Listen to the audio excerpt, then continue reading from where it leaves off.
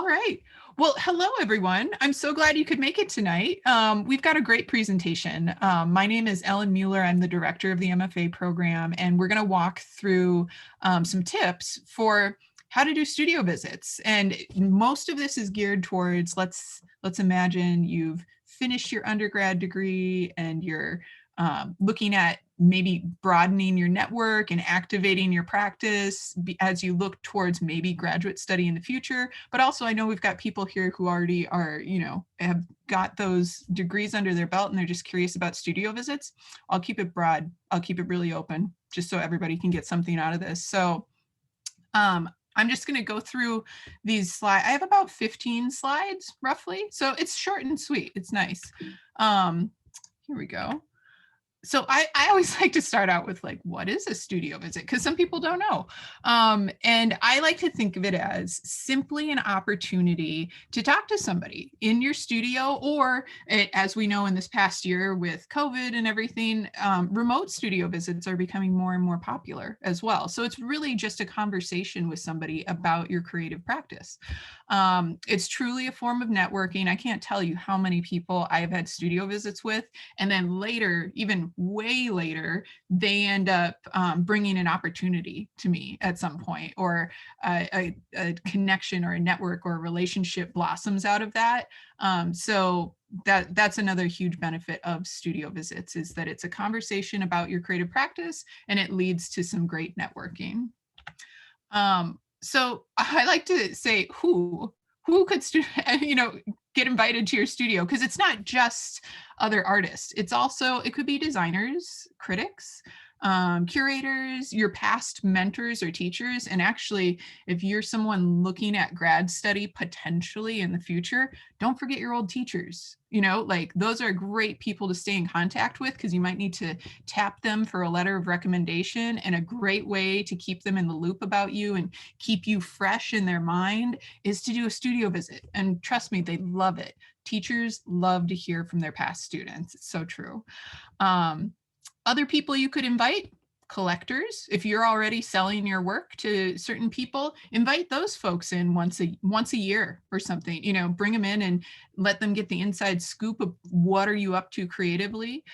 Certainly, if you're trying to get your work sold somewhere, like you're trying to connect with dealers, invite them for a studio visit. And also, a lot of us just have like fans, people who love the work. Don't be afraid to invite them in for a studio visit as well. Oh, and one last one too, alumni. Don't be afraid to connect with your peers at past schools that you've attended. Those network bonds can be very, very strong. And if you tend to them like a garden, they will grow. So don't be afraid to invite them as well. And then I always have a disclaimer: temper your expectations. Some studio visits, like I said, grow and turn into amazing opportunities in the future. And some people, you never hear from them again. That's okay. Like if you go into it with an attitude of, perhaps something great will happen, perhaps nothing will happen, I think it sets the tone in a really nice way that you can have casual conversation, but your blood pressure isn't up to here going like, oh, I hope something good happens. Release yourself from that, and trust me, the whole experience will go better. Let's see here. Benefits of studio visits. We talked about one, which is networking, but also I think actually the most important part is practice, talking about your work. I mean, even somebody who's been practicing for quite a while, I learn so much in studio visits, because people bring different vocabulary to the room or to the meeting. People bring different contexts and bodies of knowledge or thought, and you can just suck up all of that great language and all those phrases that you wouldn't have thought of yourself, and you can jot them down, and you can use them for future artist statements and all kinds of good things like that. So they're really, really beneficial experiences for practice talking and then grabbing up words from others. And then, like we said, broadening your network, of course. And then The rest of the presentation is just a series of tips. And some seem really basic, but trust me, I've seen people skip some of these tips, and there's hilarious stories of how things went wrong, like because they skipped some pretty basic tips. So first and foremost, try to, if you're really nervous, just try to be your most authentic self. If you bring that to the room or to the meeting, you're going to have a lot more sense of ease, and you'll be able to not be nervous about dropping a character or dropping a persona. So, and truly too, I mentioned again here, don't worry if a studio visit feels like a dud, like you're just not clicking with somebody. That's because in life, we don't click with everybody, you know? So don't stress. If they don't mesh with your authentic personality, it's okay. You know, you just chalk that up as to, well, that one didn't work okay. You can do some great preparatory work to make the studio visit go better by doing some of these things. Like first, do a little self-reflection. Figure out, what is your goal? Why are you inviting them here? Is it just for a conversation? Is it to meet somebody you've never talked to before, broaden your network? Is it to sell some work? Is it to meet a curator who will hopefully put your work into a show down the road? Or if you're more in illustration and graphic design, are you trying to make connections with publishers so that your work can then go into new and different avenues? If you know that, then you can really direct conversation and get to the crux of what you're after during that studio visit. And then you're not going to waste a lot of time, or even worse, look back on it and be like, oh shoot, I didn't even ask them the main question that I was trying to get at. So if you do that self-reflection in the beginning, you're gonna be in a much better position. Also research your visitor. This really pays off. And I mean that in a professional way. Don't be a weird stalker, you know, or anything like that. Look at their professional website or their professional LinkedIn profile, etc. Because what you might find is you actually might already have some stuff in common. You might look on their resume and be like, oh, we both showed at this art center or something like that. Or, oh, we were both published in the same literary magazine or something like that. So look for those ways that you can connect with them through some professional research. And then on the flip side, you bet they're going to look at you. Okay, so make sure you update your professional online presence. That could be your social media channels. If you have a website, definitely get that up to date. If you don't have a website, get one, because they're going to look for you. They're definitely, the first thing they're going to do is Google you, you know, so get that online presence sparkling and exactly the way you want to showcase yourself. And then here's a slide that I say, feel free to screenshot this. This is a wonderful template that we worked on with one of our recent alumni, Annika Schneider. Oh, it's so great. And she just laid out how she invites people to her studio. And it's brilliant. She breaks down into 3 parts. The first one is form some sort of connection, say, hi, I saw your work in this article, or hi, my mentor told me to reach out to you because we know this person in common. Whatever, form the connection. Then part B, give them some information, you know, like ask them for the visit, like be clear and forward about why are you emailing them, share your goals, like I'd love to talk to you about this new series I'm working on. And then make sure you give a timeline, because it's real easy. People are so busy. You want to get to the point and say, like, I would love to have a studio visit with you in the next 2 weeks, you know, or in this coming month, you know, give it an end date, because then that's going to put a deadline on it. And so many creative people work much better with deadlines. So do them that favor from the outset. And then last but not least, put some sort of picture into the body of the email, because some people don't like to click on links. They're afraid that it could be spam or lead them elsewhere. So get at least one image of your work in there. And then follow it up with like, here's my website, or here's my Instagram. And then that way, if they want to dig deeper, it's really easy for them, but also they can look at your work and be like, oh yes, I am intrigued. I would like to talk with this person. So that's an amazing template, and we're so grateful to Annika. She also gave some examples of how she follows up depending on what their answer is, because trust me, a lot of them say yes, but some of them say no.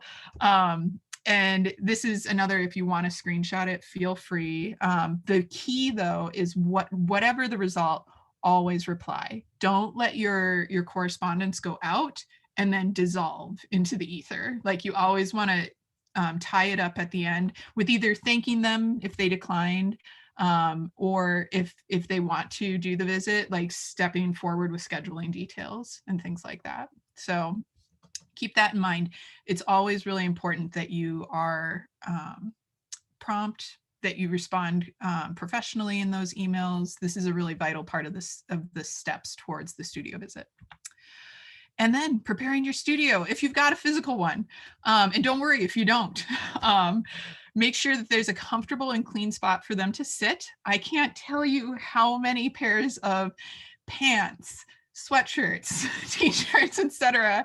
I have ruined visiting other artist studios because they didn't realize, like, oh shoot, there's some wet paint, or oh no, I was just gluing up these pieces and you sat in it, like, so make sure you're really careful and mindful that they have a safe, comfortable spot where they can talk to you leisurely, like, because maybe it's just an hour-long studio, but I've also had studio visits where if the conversation's really flowing, maybe we talk for 2 hours, so make sure that's even a possibility at all.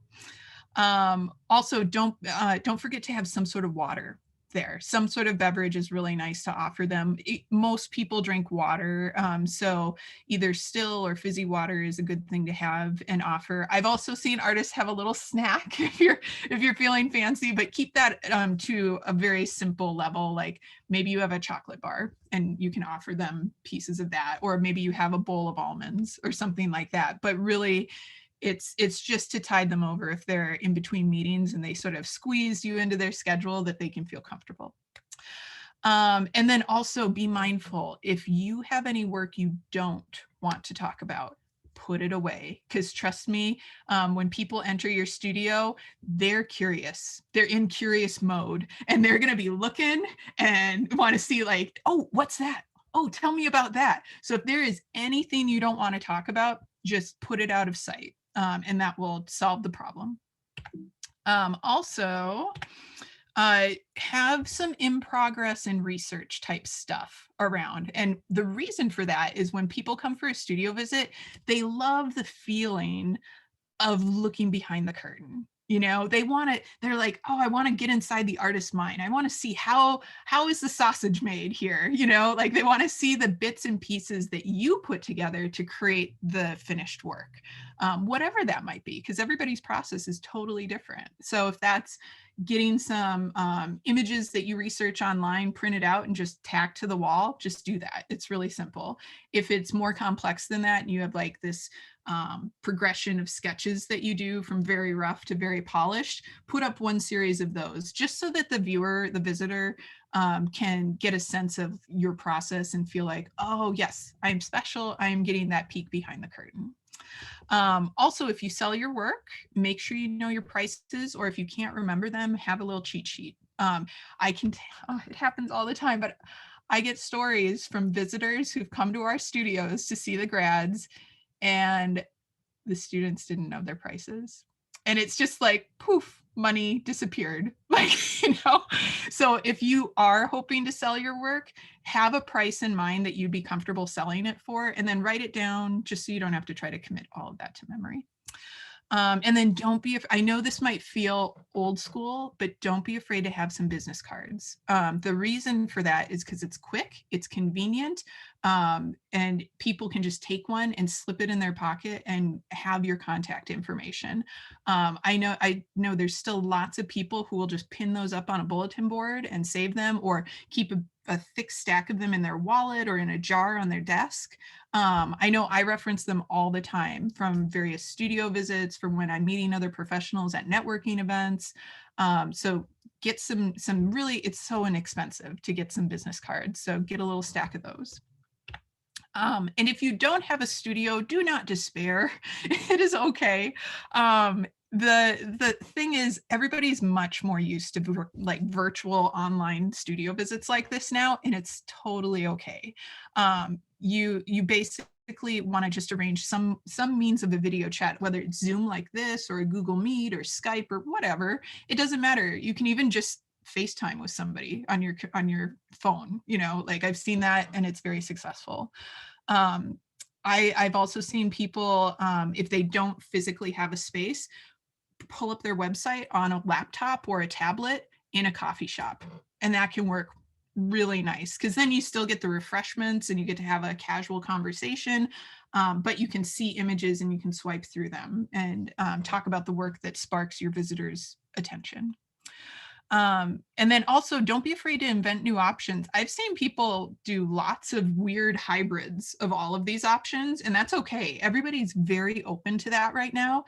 And just remember, at the crux of it, it's about the conversation and the networking that you're doing in that moment. So if you need to do something that suits just the two of you and what your two needs are, go for it.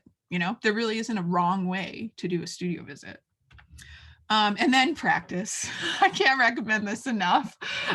Get somebody you trust. Maybe it's a friend, maybe it's a family member, and have them come in and ask you some questions about your work, because that's really what it's about.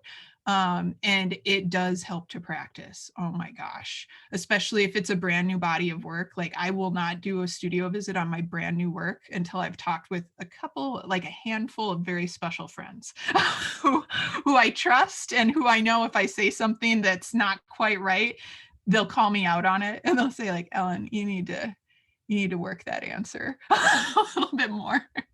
So find those people you trust and practice with them. And then studio visit etiquette. This can really be helpful, and sometimes it can make or break your studio visit. So make sure you give the person really clear directions. If they're going to a physical place, or even if they're going to a coffee shop, tell them exactly where to go and meet them. They will so appreciate it. I can't tell you how many times we've had a visitor and they get stressed out because they can't find it. And guess what? They're going to be stressed out and kind of have a sour mood for the rest of your conversation, or it's going to take 20 minutes for that to like drift away. So don't waste precious studio time with a person who's kind of irritated, like make it smooth it out for them.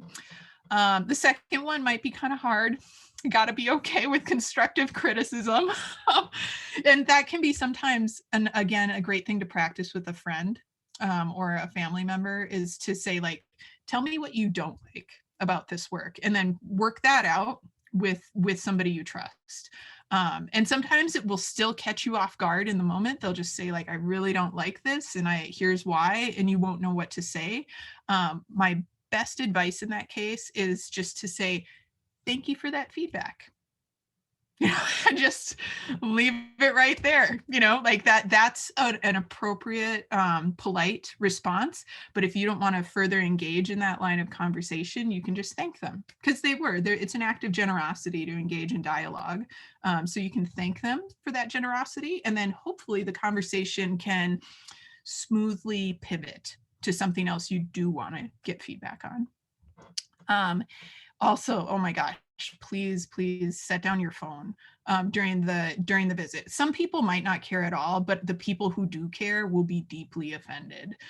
So just take the phone and put it on a desk or something. Just set it aside and make that clear gesture of, I am fully committed to you and your attention for these 20 minutes or this 1 hour, whatever the length of your visit is. And then that brings us to the time. Make sure you are very respectful of what you agreed upon. And like I mentioned, sometimes things just get going. It's organic. The conversation is awesome. And you're just like, oh, I love talking to this person. That's great. If they aren't giving you any signals or mentioning, oh, I have to go feed the meter, or something like that. As long as they're there and they like it, you can keep going, but give them a verbal option at the assigned time to opt out. That's just like a polite courtesy. So if they really like, maybe they have to go pick up their kids or something like that, you want to give them the option to politely leave. So those are good tips for etiquette in general. And then afterwards, a thank you. And it doesn't have to be fancy. You don't have to send like a hard copy note, although I see that a lot and it's really nice. An email is sufficient, but whatever you do, you must thank them. It's absolutely required. And when appropriate, depending on who it is, like what are your statuses in the world? Is it somebody who is also a maker themselves? If that's the case, offer them to, like say, I would be happy to reciprocate and visit your studio. That's totally appropriate. And a lot of times people are flattered. They're like, oh, you would like to come see my studio? I would love to share that with you. So never hesitate to offer. The only case where I would say maybe think about it is if it's somebody who's like really famous, or it's like a curator is super busy, or in that case, like a curator probably doesn't have a studio to visit, so you don't probably need to offer in that case. So just use your common sense as you're thinking about that counter offer. And then a hot tip that I like to give everybody is have an email newsletter. Even if it's literally just a list in your Google contacts or whatever platform you use for your email, make a running list of people that care about your work, that you want to stay in touch with. And once, maybe twice a year, don't do it more than twice, send them a newsletter. And it could be literally 2 or 3 sentences where you're like, hi, everybody. I just wanted to let you know this year I'm in this show. I had a screening and I published some work in a catalog or something. Even just that is enough. And then say, I hope you all are doing great. Thanks so much. Stay in touch. And then boom, everybody just has a refresher of like, oh yeah, Ellen exists. That's a person. And it'll be good because then you'll be able to, you'd be surprised what that once a year newsletter will do. People will respond and go, oh gosh, I'm glad this came up. I'm actually planning an exhibition. Do you think you could send me a work? And then boom, you've got a CV line. So that is what I've got. So I'm going to stop